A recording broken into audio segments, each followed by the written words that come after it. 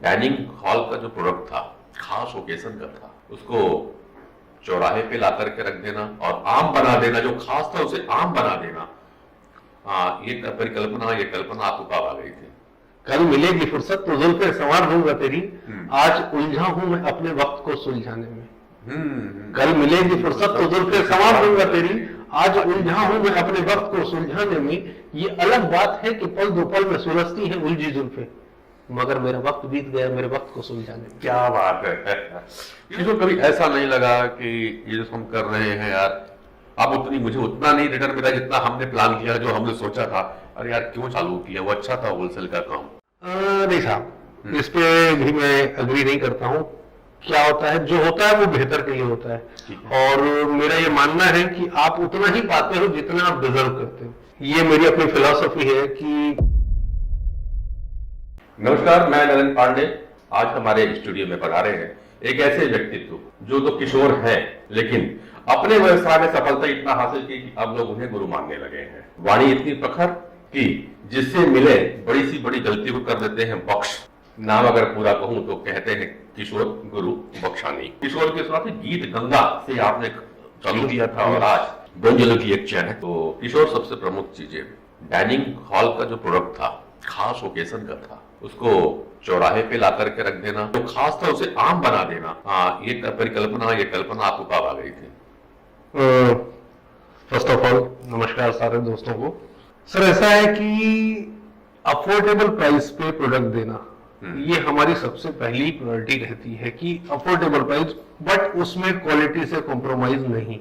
हमारी कोशिश यही रहती है कि एक बेहतरीन स्वाद हो और एक अपनापन हो। मैं आज भी अपने स्टाफ के साथ बैठता हूं तो ठीक है, आटा हर घर में वही है, शक्कर वही है, तेल वही है, बट क्या ऐसा होता है कि जब माँ बनाती है तो खाने का स्वाद बदल जाता है। उसका कारण है उसकी भावना। सिंगल मेथड काम करता है। अच्छा रॉ मटेरियल हर शॉपकीपर के पास है, अच्छे वर्कर्स भी हर शॉपकीपर्स के पास है, और भावना का बड़ा खेल है इसमें कि आप किस भावना से बनाते हैं और किस भावना से देते हैं। और वो भरोसा इसी बात का है कि मैं इस दुकान से ले रहा हूं, मतलब मुझे स्वाद और गुणवत्ता मिलेगी और अदा मिलेगी। अदा की बात कर रहे हो, आपकी दुकान में जो आता है ना, केवल आपका चेहरा देख के भी वो जाता नहीं है। और मुख्य बात एक और है किशोर जी, आपकी जो मैंने देखी है कि दुकान में अगर वो 3-4 मिनट खड़ा हो गया तो आपका जो अंदाज है शेरो शायरी का, एक इंथुसियाज्म, एक अंदर का पागलपन, एक बचपना मेरे अंदर उस एज में भी था। हालांकि ये अलग बात है कि तब भी मैं 27 साल का था। 27 साल में मोस्टली लोग मैच्योर हो जाते हैं, मैं नहीं हो पाया था।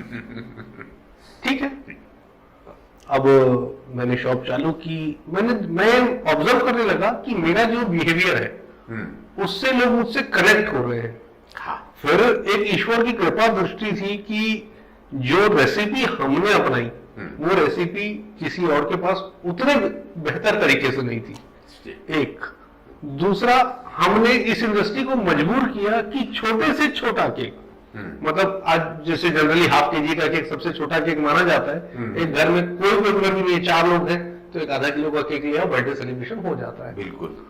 तो हमने इस इंडस्ट्री को मजबूर किया कि छोटे से छोटा केक सुंदर बनेगा और तरह तरह के अलग अलग स्वाद में बनेगा। पहले कुछ फिक्स फ्लेवर हुआ करते थे कुछ शॉपकीपर्स के पास कि बोला ये स्वाद है, और उसमें एक फूल बैठा रहेगा क्रीम का। बिल्कुल। तो हमने उस मिथक को तोड़ा। फर्स्ट ऑफ ऑल कि हर केक में एक अदा होनी चाहिए, कि उसको एक नयापन दिखना चाहिए, एक वाव फीलिंग आनी चाहिए। क्योंकि हम जब उस बिजनेस में आए तब एक नया दौर चालू हो रहा था। वो था फेसबुक का, वो तो इंस्टाग्राम का, जो आज मतलब शबाब पर है। बिल्कुल। अब लोग केक खाने से कम केक फोटो पे डालने के लिए ज्यादा यूज करते हैं, तो उनको चाहिए कि वो अदा होनी चाहिए। लेकिन इस बीच में हमने जो एक कड़ी मिस नहीं की वो था स्वाद। उसमें हमारे पैरामीटर्स फिक्स थे कि हम फला रॉ मटेरियल यूज करेंगे, मतलब वही यूज करेंगे। चलिए उसका किशोर जी, आपकी सिद्ध नहीं। एक और मैं यहाँ पे जानने की उत्सुक हो रहा हूँ कि 2007 के पहले या आपके मार्केट में खुद देखे पहले जो केक होते थे वो थोड़े से हार्ड भी होते थे। यस, आपने केक में सॉफ्टनेस डाला था, वो एक पहला प्रयोग मेरी जानकारी में है। बिल्कुल। शायद हो सकता है कि मैं थोड़े इस बारे में अनुभव कम रखता हूँ क्योंकि केक का सेवन बहुत कम करता था मैं, पर मैंने जो देखा था वो सॉफ्टनेस थी, चिकनाहट होती। ये आपने रिस्क लिया था एक प्रकार से? रिस्क नहीं लेना चाहिए इसे। ये तो एक कला थी साहब। क्या होता है, हम इंडियन लोग हैं, हमारी तो मेंटालिटी ही है केक के को मैटर को लेके, क्योंकि उस समय तक जो केक चलते थे वो बटर से बनते थे, डालडा से, और ये फ्रेश क्रीम का दौर था। थोड़ा महंगा था कॉमन पीपल के लिए, लेकिन इतना भी नहीं कि वो पिक न कर सके। और खास बात ये थी कि मैटर खुशियों वाला था कि मुझे कौन सा रोज केक काटना है। तो लोग इस चीज से हमारे मतलब अट्रैक्ट हुए और लोगों ने क्लच करना चालू किया। और फिर मालिक ने वो जो इनबिल्ड एक दिया था कि मैं 1-to-1 सेल्स का, मुझे खुद को नहीं पता था। ये मेरे ब्रदर्स मुझे तारीफ करते हैं कि तेरे अंदर ये क्वालिटी बहुत अच्छी है कि तू अनजान आदमी को 5 मिनट बाद अपना बना लेता है, 5 मिनट बाद वो तेरा गाना गाएगा। तो वो कला जो थी, कुछ मेरे शेर व शायरी करने की याद है। एक गुनगुना दो फिर से, तो मजा आ जाएगा। तो नौजवानों के लिए एक बहुत बड़े शायर का शेर है साहब कि तूफानों से नजर मिलाओ, तूफानों से नजर मिलाओ, सैलाबों पे वार करो, मल्लाहों का चक्कर छोड़ो, तैर के दरिया पार। क्या बात है, तैर के दरिया पार करो। फूलों की दुकानें खोलो, फूलों की दुकानें खोलो, खुशबू का व्यापार करो, इश्क करना खता है तो ये खता एक नहीं 100 बार करो। वाह। किशोर, एक और वही कहा कि एक बहुत शानदार गाना था पुरानी फिल्म में कि तुम इतना जो मुस्कुरा रहे हो, क्या नाम तुम मुझे छुपा रहे हो, राइट? तो किशोर जी इतना मुस्कुराते, इतनी मीठी मीठी बातें करते, इतना मीठा केक खाते हैं, कुछ तो रहा है, कुछ दिल में है, कभी उतार चढ़ाव? बहुत उतार चढ़ाव रहा साहब। एक्चुअल में जब मैं वाकई में किशोर था तो मैंने देखा कि मैंने कुछ अचीव नहीं किया है। किशोर तो वैसे भी अचीव करने का नहीं हाँ, नहीं, बट क्या होता है, वो तो इसी शुरुआत की ना कि किशोर है, हाँ मैं गुरु है। बट क्या होता है साहब, मैं थोड़ा सा middle class family, lower middle class बोलना चाहिए, actually not middle class, lower middle class. मेरे फादर गवर्नमेंट जॉब में थे, वो एक्सपायर हुए, तो मेरे ब्रदर गवर्नमेंट जॉब में थे। तो थोड़ा सा रिस्ट्रिक्शन हमारी लाइफ में रहा पैसों को लेकर के। मतलब हम पहली बार स्कूटर को तब हाथ लगाए जब हम फर्स्ट ईयर में पढ़ते थे। वो भी दोनों भाई को बॉन्ड था कि भैया इतने बजे तक वापस आ ही जाना है। क्यों? क्योंकि बड़े ब्रदर को उसी स्कूटर में ऑफिस जाना है। अच्छा, फिर फला दिन गाड़ी मिलेगी और फला दिन आपको अपने दोस्त की गाड़ी में या साइकिल में बैठ के जाना है। तो बुराई नहीं थी, खुशियां बहुत थी, क्योंकि हम उस चीज को एंजॉय करते थे। ज्यादा खुशियां थी एग्जैक्टली ना। बट एक चैलेंज उस एज में ये समझ में आ गया कि आपको आर्थिक और सामाजिक मजबूत होना पड़ेगा। लोग आपको पहचाने, लोग आपकी शोहरत को जाने, आप आर्थिक रूप से इतने समृद्ध तो जरूर बनो कि अपनी खुशियों को अपने दम पे खरीदो। वो इंथुसियाज्म था, उस वजह से वो शायद मेरी किक थी। बिल्कुल कि बस कुछ करना पड़ेगा, वरना ये दुनिया कुचल के आगे निकल जाएगी और हम वहीं के वहीं रह जाएंगे। तो वो एक इंथुसियाज्म था। तो आपने जो गीत गंगा डाला, यस, एक अच्छा शॉप चला गीत गंगा, यस, अच्छी खासी रस रहा, विवेकानंद आश्रम में जो अपनी शॉप रही, बढ़िया जो आज भी है। मगर अचानक गीत गंगा से फिर आप बहुत लोकप्रिय आए। नाम पर ये एक कहानी है साहब। ये कहानी बड़ी जोरदार है, इसको मैं शुरू से शुरू करता हूँ। बिल्कुल। सन 2000 में हम दोनों भाई बहुत युवा, एक्चुअल किशोर, मेरी उम्र 17 साल, मेरे बड़े ब्रदर की उम्र 18 साल और मेरे सबसे बड़े ब्रदर की उम्र 26 साल। वो जॉब में थे। हमको जागा कीड़ा बिजनेस करने का, क्योंकि अपन ने तय करके रखा था भैया शाम को सलाम नहीं ठोकेगा और हिसाब नहीं देगा, अपन किसी को नमस्ते नहीं बोलेगा। तो हमने एक फर्म डाली जिसमें हमने होलसेल कुछ कंपनियों के डिस्ट्रीब्यूशन से काम स्टार्ट किया। और मजे की बात है कि 12,000 रुपए ले करके बड़े ब्रदर से वो बिजनेस स्टार्ट किया गया। अच्छा। सन 2000 में। और एक हफ्ते बाद हमने एक गाड़ी बिस्किट, एक ट्रक बिस्किट एक कंपनी का मंगाया, जबकि उस कंपनी के ओनर को भी पता था कि इनके पास पैसे नहीं है। सिर्फ उसने एक, बोलते ना कि एक तुक्का खेलने के लिए बच्चे में कुछ इंथुसियाज्म दिख रहा है, तो उन्होंने हमको गाड़ी उधार में दे दी, आप माल बेच के देना, कोई बात नहीं वो। और वहां से वो सिक्का पलटा।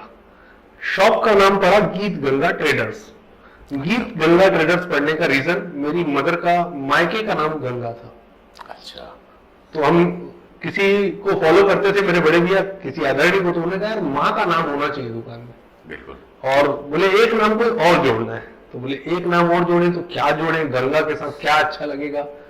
तो मेरे जो बड़े भैया थे वो बहुत अच्छे सिंगर थे, तो हमने फिर फर्म का नाम रखा गीत गंगा। अच्छा। अब वही नाम हमने जब रायपुर में ये गीत शॉप डाली बेकरी की, तो हमने कहा ये नाम हमारी मदर का है तो इससे बेस्ट नाम तो हो ही नहीं सकता, हमने गीत गंगा नाम से।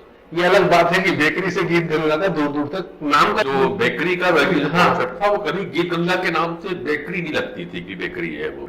बट जैसे जैसे सक्सेस मिलने लगी, एक आर्थिक रूप से सक्षमता बोल लो या एक मानसिक मजबूती भी आती है समय के साथ जब आप सफल होते हो तो, जी। कि यार हम यहां तक तो पहुंच गए, बट अब उड़ान थोड़ी सी बड़ी हो गई है, समझ में आने लग गया था कि कंपटीशन किस लेवल पे आने वाला है, और अगर और बड़ी सफलता चाहिए तो क्या क्या हरकतें बदलनी पड़ेंगी, क्या क्या मिजाज बदलने पड़ेंगे। तो ये सफर ऐसे चलता रहा। फिर हमने जो एजुकेशन लेना चालू की, तो यार हमारे नाम में वो वाव नहीं है। गीत गंगा कहीं से बेकरी के कोई ब्रांड नहीं फील आता। अगर आप प्रोडक्ट से नोन है, शॉप से नोन है, देन ओके है, लेकिन जब आप अपने किसी दिल्ली या पुणे के रिश्तेदार को बताते हो कि यार हम तो गीत गंगा का एक केक खाते हैं, तो उसके मन में वो भाव नहीं आता कि होगी कोई लोकल वहां की बेकरी आस पड़ोस की, वहां से केक लेके हमारे पांडे जी खाते होंगे। बट अगर वो बताते हैं कि यार हम तो बोंजेलो का केक खाते हैं, तो उसके माइंड में एक बात आती है कि यार ये कोई बड़े ब्रांड है क्या। तो फिर हमने उस ब्रांड क्रिएशन पे काम चालू किया कि हमारा लोगो कैसा हो, हमारा फाउंड कैसा हो, हमारे शॉप का व्यू कैसा हो, कि एक बार में जब बंदा घुसे तो उसे फील आना चाहिए मेरी किसी भी ब्रांच में जाए तो मैं किसी परफेक्ट ब्रांड के पास खड़ा हूं, मुझे मेरा सेटिस्फैक्टरी प्रोडक्ट मिल जाएगा और विथ प्राउड विथ लव मिलेगा। तो ये सारी चीजें एजुकेशन लेना चलो कि अब आपको बताता हूँ बोंजेलो का मीनिंग। ये फ्रेंच भाषा का शब्द है। ओके। इसका मतलब होता है बेहतरीन। बेहतरीन। हाँ, इसके लिए ये नाम मेरे ब्रदर का सर्च किया हुआ है, ये ऑल ओवर द वर्ल्ड हमारे नाम से रजिस्टर्ड है। और दूसरी बात कि इस बेहतरीन वर्ड के साथ साथ इस नाम में हमने बहुत सारे नामों पर विचार किया। तो ये नाम इसलिए क्लिकी लगा कि मैं जिस इंडस्ट्री में हूं, कल के दिन में अपनी आइसक्रीम लॉन्च कर दूं तो Bonjelo ice cream good feeling, Bonjelo cookies good feeling, Bonjelo chocolates good feeling. तो मैंने देखा कि मैं इंटायर इंडस्ट्री में कहीं पर भी जा सकता हूं।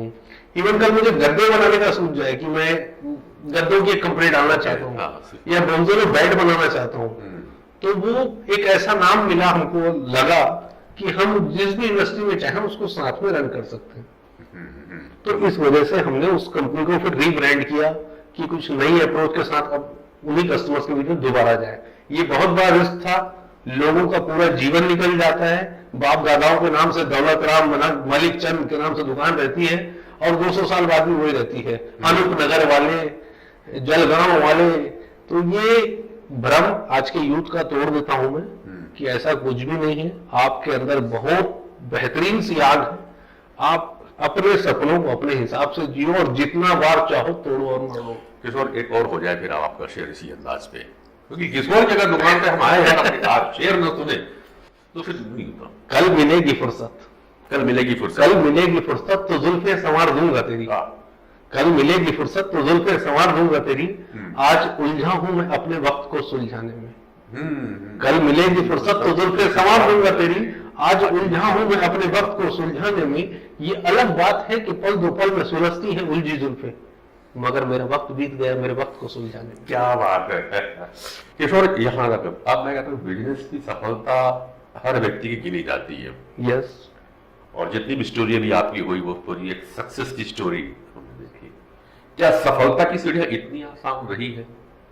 नहीं, गीत गंगा से लेकर के बेंगलुरु तक का जो सफर है इतना आसान है जितना यहाँ पे भी बिल्कुल नहीं है। आज की यूथ को, हर एंटरप्रेन्योर को, हर इंसान को मैं एक लाइन में क्लियर कर दूं, सफलता आसान चीज नहीं है, बहुत कठिन परिश्रम है और मजा तभी है जब आपकी वो सफलता आपने अपने दम पे हासिल की है। लेकिन सफलता का एक और प्रारूप आपको बताता हूं, सफलता का एंड नहीं है, सफलता एक जर्नी है, एक सफर है। आप जहां पर संतुष्ट हो जाते हो आप वहीं तक सफल हो। हर किसी के अपने मायने होते हैं सफलता के। कोई आर्थिक रूप से सफल होना चाहता है, कोई पद से सफल होना चाहता है कि मैं ये बन जाऊं तो मेरे लिए लाइफ टाइम अचीवमेंट रहेगा। बट अगर आप एक्चुअल सफल रहना चाहते हो और हैप्पी रहना चाहते हो उसके साथ, तो आपको ये journey end of the day तक करनी पड़ेगी, क्योंकि हर जगह आपके पद, प्रतिभा, धैर्य और जवाबदारियां बदल जाएगी। किशोर, कभी ऐसा नहीं लगा कि ये जो हम कर रहे हैं यार, अब मुझे उतना नहीं रिटर्न मिला जितना हमने प्लान किया, जो हमने सोचा था, अरे यार क्यों चालू किया, वो अच्छा था होलसेल का काम, कोई ऐसा हाँ, नहीं, ऐसा बिल्कुल नहीं है। मैं अपने ट्रैक पे सही हूं, और जो मेरे को आज तक की सक्सेस मिली है इससे मैं हैप्पी हूं, संतुष्ट नहीं। भूख मेरे अंदर और बहुत है, और ईश्वर करेगा कि हम अगर अपनी एक्टिविटीज, अपने मतलब बोलना चाहिए निशाना अगर साधे रखेंगे तो हम उस सफलता तक भी जाएंगे जहां हमें जाना है। और लाइफ में तो ऐसा है, कभी ऐसा हुआ कि कोई दौर ऐसा आया जिसमें असफलताएं भी कभी स्वाद चखा हो? मैं 2003 में रायपुर आया, तो रायपुर आए, एक बहुत अच्छी कंपनी थी जिसका हमने काम किया, मॉडर्न बेड जिसका नाम हुआ करता था। हाँ जी। और उसको एक चरम ऊंचाइयां हमने दी 1.5 साल के अंदर। उसका कारण सिंपल था, भूख। हमारे अंदर अजीब सी भूख थी उस एज में, और उस भूख का पैमाना ये था कि जिस कंपनी का पूरे मार्केट का शेयर 8% नहीं था, उसको हमने 70% मिला के देखा। तो 8 साल का शेयर, कंपनी के पूरे मार्केट का 70% शेयर लेके बैठी थी वो कंपनी। लेकिन फिर उनके बीच में और हमारे बीच में कुछ ईगो क्लैश हुआ, और अंदर से एक आवाज है, यार अभी तो जवान हो, चलो अभी तो जवान हो, और कुछ और बेहतर कर लेंगे। कल ये कंपनी हमको 40 की एज में अगर धोखा देगी तो उस समय तक तो माइंड और बॉडी दोनों साथ छोड़ चुके होंगे, बराबर, और हम उसी जगह ठहर जाएंगे। तो हम जोश में काम छोड़ बैठे, ठीक है, उस कंपनी का। लेकिन काम तो छोड़ बैठे, अब आ गए सड़क पे। जो पर्सन दिन में 12 घंटे काम करता है, उस आदमी के पास कोई काम नहीं। मतलब हम ढूंढ रहे थे काम की, कुछ ऐसा मिल जाए कि हमको रिवर्स में जाना पड़े, क्योंकि हमको एक फियर था उस वक्त में कि यार ये फेलियर लेके अगर हम वापस धमतरी गए तो दोस्त हंसेंगे, लोग कहेंगे बहुत होशियार बनते थे, आ गए वापस चक्कर काट के। तो ये फियर भी था, बट एक प्रॉमिस भी था कि वापस तो नहीं जाएंगे, वापस नहीं जाएंगे, नहीं जाएंगे। वो है किशोर, कभी कभार अभी भी थकान तो लगती होगी, ऑब्वियस है ना? कई काम है, बिजनेस इतना बड़ा हो जाता है जब 5-5 सेंटर निकलता है, तो उस प्रेशर, एक टेंशन, एक स्ट्रेस रहता है। इस दौरान उसको दूर करने के लिए क्या अपना लेते हो? क्योंकि एक बहुत जरूरी है कि प्रेशर आज की दुनिया में सबको, शुरुआत में आप ही ने बोला स्ट्रेस रहता है, सबको स्ट्रेस है। एकदम ईमानदारी की बात बता रहा हूं, स्ट्रेस के लिए बहुत बढ़िया बात की। मैं इसके लिए अपने बड़े भाई के साथ बैठता हूँ। बड़े भाई के साथ बैठते हो, फैमिली को महत्व ज्यादा देते हो? मतलब महत्व मैं क्या देता हूँ साहब, मेरी क्या हस्ती है, मैं तो हर आदमी को एक सलाह देता हूँ। दुनिया में 2 चीज सभी, आपकी पॉकेट में पड़ा हुआ पैसा और आपका परिवार, इसके अलावा आपकी कोई औकात नहीं। क्या बात है, 2 लोग सगे हैं, 2 लोग सगे, जेब का पैसा और आपका परिवार। मतलब मृत्यु एक बार आनी है और मैं एक ही बार मरूंगा, मैं रोज रोज नहीं मरूंगा। तो ये याद रखना, तुमको भी एक ही बार मरना है, किसी से डरना नहीं है। लोग आएंगे डराने, हमको डरना नहीं है। सबसे बड़ी प्रॉब्लम, आप जब किसी भी बिजनेस में हो, किसी भी फील्ड में हो जी, तो उस पर्सन की बैंड बजाता है उसका परिवार, उसके दोस्त यार और रिश्तेदार। क्या बात कर रहे हो, फंडिंग आईएएस का बात कर रहा था, हो जाएगा इससे ये। अच्छा, इवन माँ बाप भी अपने बच्चे की बैंड बजाते हैं। मतलब जो आपको जितना करीब से जानता है उतना बाजा फाड़ेगा, तो वो डराएंगे लोग। हर आदमी नहीं, यार आपसे नहीं हो पाएगा, अरे कैसी बात कर रहे हैं, लोग आपको डराएंगे। आपको डरना नहीं है, बस अपने एथिक्स पे खड़े रहना है, अपने सिद्धांतों पे खड़े रहना है, बहुत जरूरी है साहब। और आपके सपने बहुत अनमोल है। हाँ, उसका रॉन्ग वे नहीं होना चाहिए, शॉर्टकट नहीं होना चाहिए, ये भी क्लियर कर दूं। जैसे आप अगर सोचते हो कि ड्रीम 11 में टीम चुन के आपको 1 करोड़ रुपए मिलने वाला है, तो ऐसा कुछ भी नहीं होता है, ये सिर्फ ख्वाब है। यथार्थ में जीजिए। आपको अगर आर्थिक रूप से, शारीरिक रूप से, मानसिक रूप से और सामाजिक रूप से समृद्ध होना है, उसका सिंगल पॉइंट है कि आपको अपनी फील्ड पे मेहनत करनी पड़ेगी। In any how, in any caste. बगैर मरे स्वर्ग नहीं मिलता, बगैर कर्म किए फल नहीं मिलेगा। किशोर जी, बेकरी किसमें उतरे? और आपने भी कहा कि शुरुआती दौर में आपने एक ब्रांड बनाया, बेकरी का ही काम लिया। तो जब शुरू घर पे कोई बेकरी का काम करता था या कुछ ऐसा परिवार में था कि यार मेरे को बेकरी पे जाना है, कितना स्टडी की हुई थी? नहीं, हाँ, बिल्कुल बिल्कुल बहुत अच्छा पॉइंट निकाला आपने। एक्चुअल में जब हम इससे पहले मैं मॉडर्न ब्रेड का काम करता था, हाँ। तो एक फील्ड की जानकारी थी कि ये मार्केट कितना बड़ा है। एक दूसरा यहाँ पर एक बहुत आदरणीय का मैं नाम लेना चाहूंगा, पंडरी के पास एक छोटी सी बेकरी हुआ करती थी, सिटी बेकरी। हाँ, अगर आपको याद है। वहां हमारे एक बुजुर्ग अंकल बैठते थे। उस परिवार से, उस पर्सन से, उन पर्सन से हमारा एक अलग सा लगाव था। ठीक है। तो उन्होंने ये एक थोड़ा सा आइडिया थ्रो किया था कि बेटा आप अपनी रिटेल स्टोर डालो, खुद की मैन्युफैक्चरिंग तो कर रही हो। उस समय मैं एक मैन्युफैक्चरिंग में उतर गया था, बट हमारा होलसेल का जो बिजनेस हुआ करता था, एक ट्रेंड होता है हमारे यहाँ लोकल बेकरी बिस्किट का। हाँ, 3-4-5 रुपए के क्रीम रोल, किराना शॉप में मिलने वाले बेकरी बिस्किट, बिल्कुल हम उस पे थे। तो उन्होंने हमको एक सलाह दी कि बोले आप अपना रिटेल स्टोर डालो, क्योंकि उसमें प्रॉफिट ऑफ मार्जिन एक तो अच्छी है, और दूसरी बात कि वो कस्टमर अगर आपका प्रोडक्ट लाइक कर गया कंज्यूमर, तो वो रिपीट चल चल के आता है और आपका ब्रांड एम्बेसडर बनता है। सही है। तो ये उनकी सलाह, मतलब मैं जीवन पर्यंत उनका आभारी रहूंगा जी। और आज वो दिल्ली में सेटल है हमारे अंकल, बहुत अच्छे मालिक, उनको लंबी उम्र दे। उनका भी एक हाथ रहा उनको रिटेल की तरफ पुश करने का। तो किशोर, बहुत सारी बातें आपकी हो गई हैं। समाप्ति के पूर्व एक मैं आपका शेर और सुनूंगा, जबरदस्त अंदाज आपका रहता है इसमें। उसके बाद फिर कि तुम पूछो और मैं न बताऊं, ऐसे तो हालात नहीं। कि तुम पूछो और मैं न बताऊं, ऐसे तो हालात नहीं। बस एक मेरा दिल टूटा है और नहीं कोई बात नहीं। और एक शेर मैं अपनी वाइफ के लिए लिखा था जी। हम तुमसे मोहब्बत करते हैं, ये बात यकीनन सच है। हम तुमसे मोहब्बत करते हैं, ये बात यकीनन सच है। लेकिन यही बात हर बार मैं बताऊं, ये जरूरी तो नहीं। और माना कि तू बेइंतहा खूबसूरत है किसी पाक शबनम की तरह, लेकिन यही बात हर बार मैं जताऊं, ये जरूरी तो नहीं। और तेरा मुझसे रूठ जाने का जो ये सिलसिला बदस्तूर सा हो चला है, हर बार मैं ही झुक के मनाऊं, ये जरूरी तो नहीं। तो ये थे मस्त बोला अंदाज किशोर गुरु बख्शानी। तो मैं बहुत हूँ किशोर भाई आज हमारे बीच प्रस्तुत हुए। गीत गंगा से लेकर के बांजीरो तक का सफर हमने दिया। बड़े यंग एज में, जिसको लड़कपन कहा जाता है, वहां पे बिजनेस करने की सोच ली थी। यह इनका जुनून था। इन्होंने ये भी बताया कि किस तरह बिजनेस में जब काम में जब असफलता महसूस हुई, केवल एक जिद रह गई थी कि नहीं, डर था कि वापस जाऊंगा तो अब वो दोस्त मेरा उपहास करेंगे और कुछ उल्टा सीधा बोलेंगे। तो उस जिद को लेकर के कि नहीं भैया कुछ करके ही जाना है, और फिर सफलता आई। एक और शेयर कर दी बीच में, बनी बंद करके पालना चाह रहे थे, लेकिन मैं उसको रिकॉर्ड करके रखा हूं।